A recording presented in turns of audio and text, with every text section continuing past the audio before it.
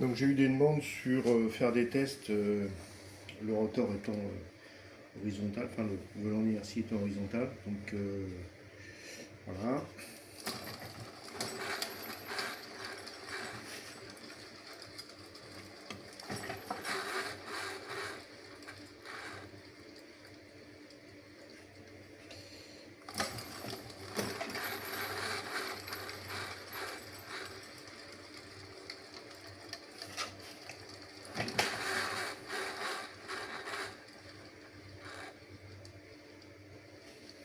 Il semble que, d'après tous les essais que j'ai faits, nombreux avant de filmer, il semble que qu'il n'y ait pas de freinage en fait.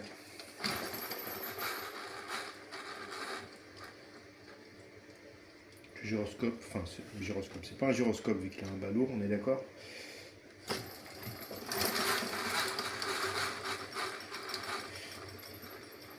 Le gyroscope ne semble pas être freiné.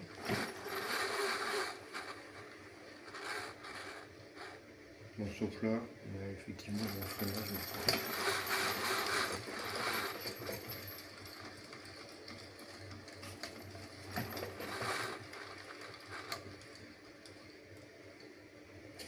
Voilà, donc j'ai fait moult essais et comment dirais-je, la partie mobile centrale, je vais l'appeler comme ça, réagit différemment lorsque le volant d'inertie est à la verticale et à l'horizontale. Donc je ne sais pas si c'est significatif de quelque chose, je pense que oui, il doit y avoir une histoire de gravité là-dedans. Donc j'ai posé la question au praticien d'origine qui répond pas souvent, et pas complètement, c'est un peu ennuyeux, mais enfin bon, c'est comme ça.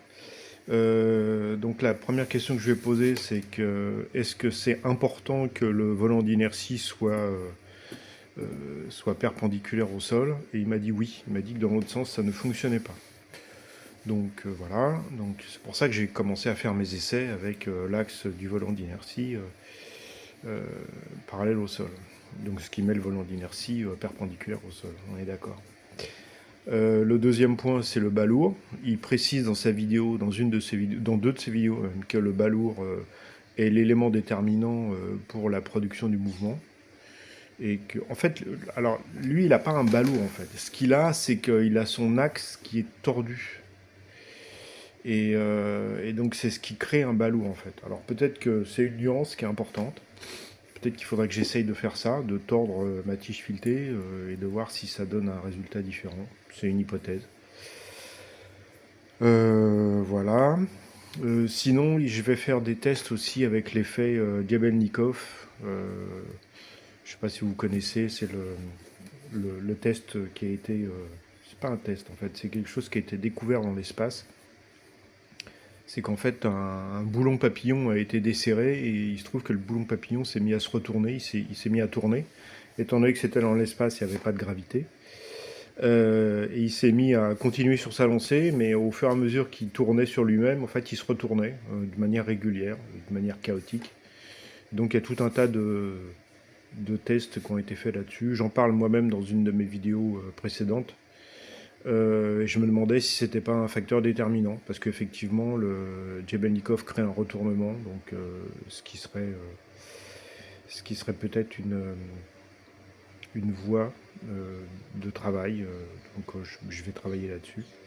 Bon, je dois avouer que ça use un peu ma patience, hein, donc j'étais pas du tout convaincu au départ que ça pourrait tourner, ni que d'ailleurs la vidéo du praticien d'origine soit complètement réelle, on est bien d'accord, hein, parce que ça me paraît vraiment trop simpliste pour que ça tourne. Deuxième point, je pense que même si ça pouvait tourner tout seul, je ne pense pas que ça puisse produire beaucoup d'énergie, donc voilà. Pas comme d'autres systèmes que j'ai testés avant, que je ne suis pas plus parvenu à faire fonctionner, hein, d'ailleurs, on est d'accord.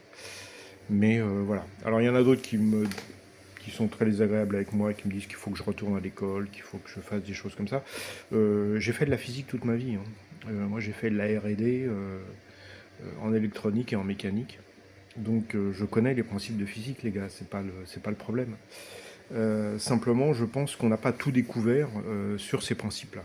J'en veux pour exemple l'aventure du Blackbird qui a été mis en en évidence par Veritasium, où ils sont parvenus à faire fonctionner un engin à hélice plus vite que la vitesse du vent. Donc c'est pareil, il y a une vidéo qui traite du sujet sur ma chaîne, donc vous pouvez aller voir.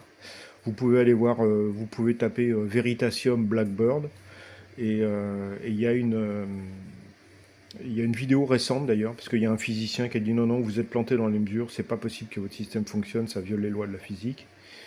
Et finalement, il a mis 10 000 balles, enfin 10 000 balles, 10 000 dollars sur la table en disant si jamais vous arrivez à me prouver que c'est avec vos mesures que le Blackbird va plus vite que le vent, à ce moment-là, je vous donne les 10 000 dollars. Donc, bah, ils ont fait le truc. Hein, il y a une vidéo qui n'est pas très vieille d'ailleurs, sur Veritasium, hein, je rappelle. Et donc, voilà. En plus, il y a des maquettes qui ont été faites sur des tapis roulants par Xila, je ne sais plus comment elle s'appelle, enfin bref.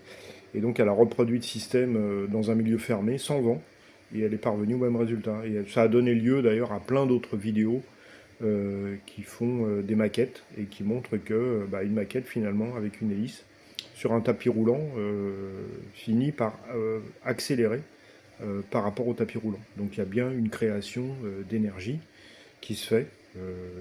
Voilà, donc là le système est ouvert et on arrive à violer la loi de la physique par un simple système. Donc renseignez-vous là-dessus, vous verrez. Donc je pense que les lois de la physique sont très très stables et très solides, mais que dans certains cas, il peut y avoir un trou dans la raquette et qu'il peut se passer quelque chose.